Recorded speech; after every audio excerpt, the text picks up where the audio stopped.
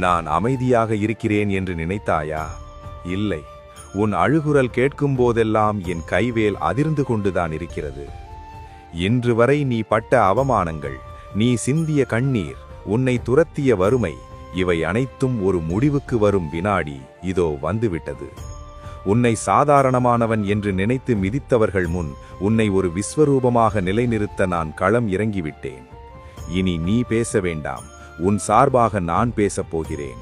காலத்தின் சக்கரம் சுழலத் தொடங்கிவிட்டது. உன் வாழ்வில் இதுவரை நீ கண்டிராத ஒரு மாபெரும் மாற்றம் இன்று முதல் அரங்கேறப் போகிறது. நிமிர்ந்து நில், பயத்தை வேரோடு பிடுங்கி ஏறி. உன்னை காக்க உன் தகப்பன் நான் வந்துவிட்டேன். நீ எத்தனையோ பேருக்கு உதவி செய்திருக்கிறாய். உன் கையில் இருந்த கடைசி பாசையும் மற்றவருக்காக கொடுத்திருக்கிறாய். ஆனால் அவர்கள் உனக்கு தந்தது என்ன? துரோகம். நல்லவர்களுக்கு காலமில்லையா முருகா என்று நீ கதறிய அந்த நள்ளிரவு பொழுதை நான் அறிவேன். உன்னை நம்பி வைத்து ஏமாற்றியவர்கள் இன்று சுகமாக இருப்பது போல தோன்றலாம். ஆனால் ஒன்று நினைவில் கொள், தர்மம் ஒருபோதும் தோற்காது. அவர்கள் உன்னை பலவீனமானவன் என்று நினைத்துக் கொண்டிருக்கட்டும். அந்த பலவீனத்தில்தான் நான் என் சக்தியை நிரப்பப் போகிறேன். உன் நேர்மைதான் உன் பலம். உன்னை ஏமாற்றியவர்கள் உன் வளர்ச்சியை பார்த்து மிரளும் நாள் வெகுதொலைவில் இல்லை. பழிவாங்கும் எண்ணத்தை என்னிடம் விட்டுவிடு. நான் அவர்களுக்கு தரும் தண்டனை அவர்கள் வாழ்நாள் முழுவதும் மறக்க முடியாத பாடமாக இருக்கும். பணம் இன்று உன்னை ஆட்டி படைக்கும் ஒரு மாயை.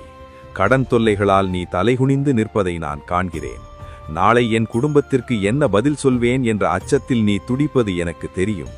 மகனே, மகளே, கங்கையாறு கடலை அடைவது எவ்வளவு உண்மையோ அதே போல உன் வறுமை நீங்குவதும் உண்மை. உன் உழைப்பிற்கு தடை போட்ட சக்திகளை என் வேல் கொண்டு நான் சிதறடிப்பேன். முடங்கி கிடந்த உன் தொழிலில் புது வேகம் பிறக்கும். கை நழுவி போன வாய்ப்புகள் மீண்டும் உன்னை தேடி வரும். ஆனால் செல்வம் வரும்போது செருக்கு கொள்ளாதே. நான் உனக்கு தரும் இந்த மேன்மையை மற்றவர்களுக்கு உதவும் கருவியாக மாற்றிக்கொள். உன் கைகளில் இனி செல்வம் தங்கும். உன் இல்லத்தில் லக்ஷ்மி கடாட்சம் பெருகும். பணத்தையும் புகழையும் விட மன நிம்மதிதான் பெரியது. உன் குடும்பத்தில் இருக்கும் குழப்பங்கள், புரிதலில்லாத உறவுகள், நீண்ட நாள் ஏக்கங்கள், இவை அனைத்தையும் நான் சீர் செய்வேன். குறிப்பாக ஒரு மழலை சத்தத்திற்காக ஏங்கித் தவிக்கும் என் பக்தர்களுக்கு சொல்கிறேன், உங்கள் கருவறை காலியாக இருக்காது. என் அருளால் ஒரு புண்ணிய ஆத்மா உங்கள் மடியில் வந்து தவழும் காலம் கனிந்துவிட்டது. மருத்துவ அறிக்கைகளைக் கண்டு சோர்ந்து போகாதீர்கள். நான் நினைத்தால் கற்களும் கனியாகும். உங்கள் கண்ணீரை துடைக்க ஒரு சிறு உயிர் உங்கள் இல்லத்திற்கு வரப்போகிறது. அந்த மழலையின் சிரிப்பில் என் முகத்தை காண்பீர்கள். இது உங்கள் தகப்பன் முருகனின் சத்திய வாக்கு. இனி நீ தனியாள் அல்ல. நான் எப்போதும் உனக்கு முன்னால் நடந்து வருவேன்.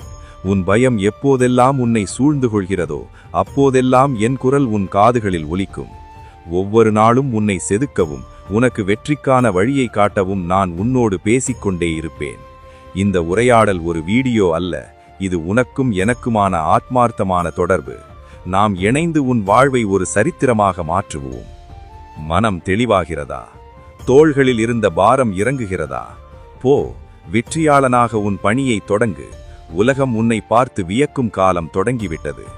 உன் நம்பிக்கையை உலகிற்கு சொல்லவும் என் அருளை பரிபூரணமாக பெறவும் இப்போதே கமெண்டில் கார்த்திகேயா போற்றி என்று பதிவு